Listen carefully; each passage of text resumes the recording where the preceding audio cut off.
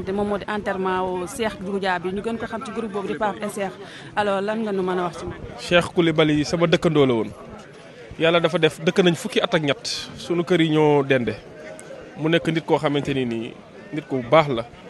ku respecté axu dëkkandoo waaye tamit ku fonk mbokk. bu fête musulman yi mosaan am mu ne tabaski korité wala leneen mooy jiitu suñu kër di ñu baalu si ax soxnaam jaxasoo nag suñuy soxna ñëpp bokk ñu ne bokk njaboot gi samay njaboot samay doom ci ay këram lañu daan foowe bu dee mu uuf leen kon tey jii bu yàlla dogalee li mu dogal ci moom kenn waruñu fee jiitu ñaareel ba mooy xamoon nañ ci moom jullite xam nañ ci moom dal te ay mbokkam gërëm nañ ko en tout cas xol yi moo fees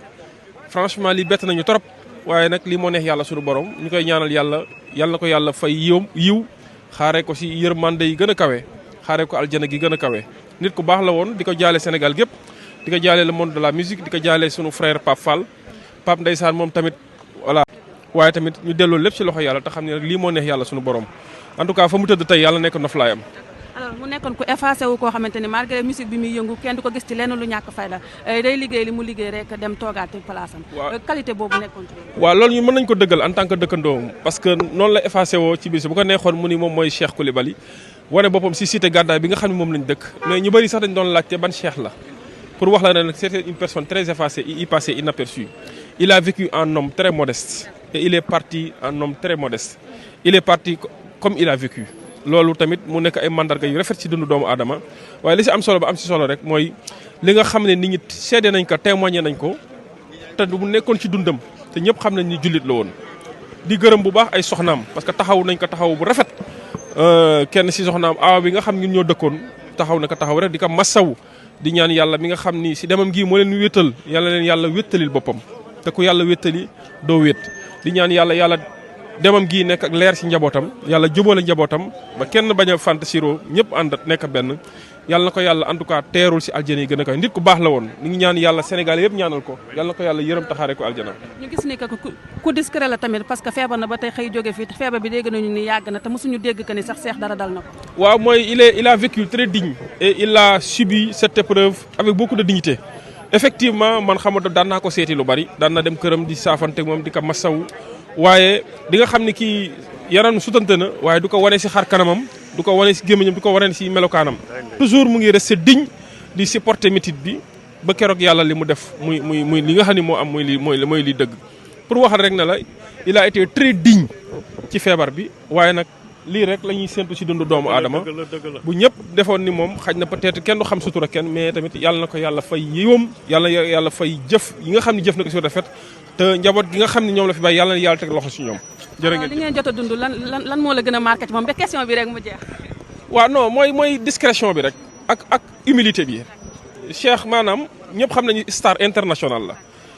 ñoom dem na tey te wayam moom la ñuy teg ba tey ñëpp xam nañ ni ku wengal gaal gi ñoom ñoo ko way bu kenn wengal gaal gi ñoom ñoo ko way te jamonoy élection lay ñëw dem na si jamono ji nga xam ne Sénégal yëpp soxla nañu baatam dégg baatam waaye nag li waykat ba waxoon way bu jàngalewul day yëglewul ay naxaate la moom nag wayam jàngale na parce que ñu ngi koy fàttali nga may ñu question bi rek ñu gis ne que wóorul élection am naka nga gisee loolu waaw loolu xam nga du fii laa ko mën a waxee mais nañu bàyyi ba am beneen occasion incha allah ñu wax si jërë ngeen jëf son manager seen manager la woon. alors déggati nuyu nañ la di la jaale aussi tamit di la masawu li nga xamante ni moo dal ci askanu Sénégal yëpp muy demul Cheikh Coulibaly bi nga xamante ni jóge na fi si gi leen seen wàll jërëjëf waaw lu metti la Cheikh moom suñu grand la woon suñu xarit la woon donte nag du bés bu nekk laa ko doon gis mais fu ñu mës a waxtaanee njëriñ laa si jëlee c'était nit boo xamante ni nit bu humble la nit bu wàcce boppam ñu bëri sax dañ ko daan fàtte tellement dafa effacé day def li muy def toog jàpp ñàmburam waaw maa ngi ñaan yàlla àtte ko ak yërmande bu bëri xare ko àjjana sarax bi yàgg ci suñu loxo waaw parce que ñu considère ñun ñëpp waa këram lañ et puis yàlla aar surtout njabootam soxnaam yi ay waajuram sa belle famille ñëpp daal ñëpp waaw. alors yëgoon nga li nga xamante ni moom moo di feebar bi. feebar bi nag dama ko yéex a yëg parce que gëjoon naa ko gis torop bi mu koy mujj gis fekk maa ngi leen romb ñu ngi toog di ataaya boobu faas loon taxaw waxtaan ni vite fait après nag grand Giuseppe waaw moom mi nga xamante ne moom trait d'union laa ko tuddee parce que moom mooy fédéré artistes yëpp moom daal franchement moom ma newoon après que grand bi dafa feebaroon ma ne ko wax fa dëgg yàlla yëguma ko woon mais bon yàlla moom li gën rek lay def. alors Pape bi nga xamante ni moom la yàgg àndal et que yàgg def ak moom ay duo yoo xamante ni Sénégal yëpp teg nañ ci seen bët mu mel ni que dina ko wéetal waaye tamit ànd nawle bi nga xamante ni doon nañ ko ànd mu nekk lu raar lan ngay wax si loolu. ah Pape kay xanaa di ko masawu di ko wax franchement il faut mu delloo yëpp yàlla te xam naa ne def na ko mais naqar moom bu ñëwee ñëw na xam nga da nga koy génne benn yoon rek yal na ko yàlla may xolu muñ parce que lu yàgg dëgg la ñoom ñaar yàgg nañ trop man bi ñu ma nee ça fait plus de presque 50 ans ñi ngi ànd depuis avant ñuy musique sax bi ñuy xale ba léegi kooku du collègue am kooku séexam la waaw bu ñu demee bu ñu waxee Pape et Cheikh moom ñëpp xam nañ ne que du musique rek moo tax ñuy wax mais ànd bu yàgg moo tax ñuy wax donc yàlla na ko yàlla may kàttan boo xamante ne dina mën a muñ lii yëpp incha allah. alors lan ngay dénk famille ak ay njabootam yi nga xamante ne bàyyi na leen fii ndax ñàkk metti na surtout ñàkk koo xamante ne ku toll ni Cheikh. waaw bànneex moom ak naxar ñoo ànd gis nga fi mu nekk ni maa ngi nii di dem ni fi ma jëm ni ngénte la kii mi ngi dem këlee ngi ñëw àdduna moo tëddee noonu li dina ñaan rek nañu delloo yëpp yàlla yàlla na leen yàlla aar yàlla na leen yàlla sàmm ñu am xolu muñ te xam ne waaw lii moom lu mënta ñàkk la. tabibi qaribun hal siqaami tasma'u yuqaabiluni yawmi al-muqaffa al-mushaffa'u araani idha ma ji'tu yawman muhammadan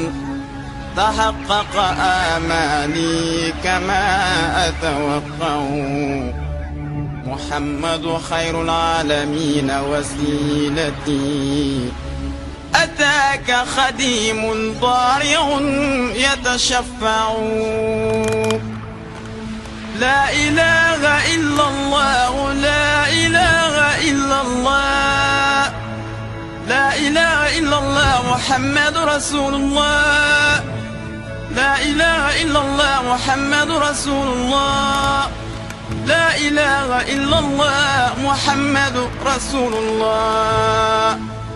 أتيت بسنوي ثم أهلي وإلدتي ذراعا وحول الهاشمي نتجمع وخلفي جموع ينتمون لحزبكم يعمهم التشفيع أجمع أكتع أيا نفس أدركت الأماني فهذه مرابع خير الناس والنور يسطع فألقت عصاها واستقرت بها النوى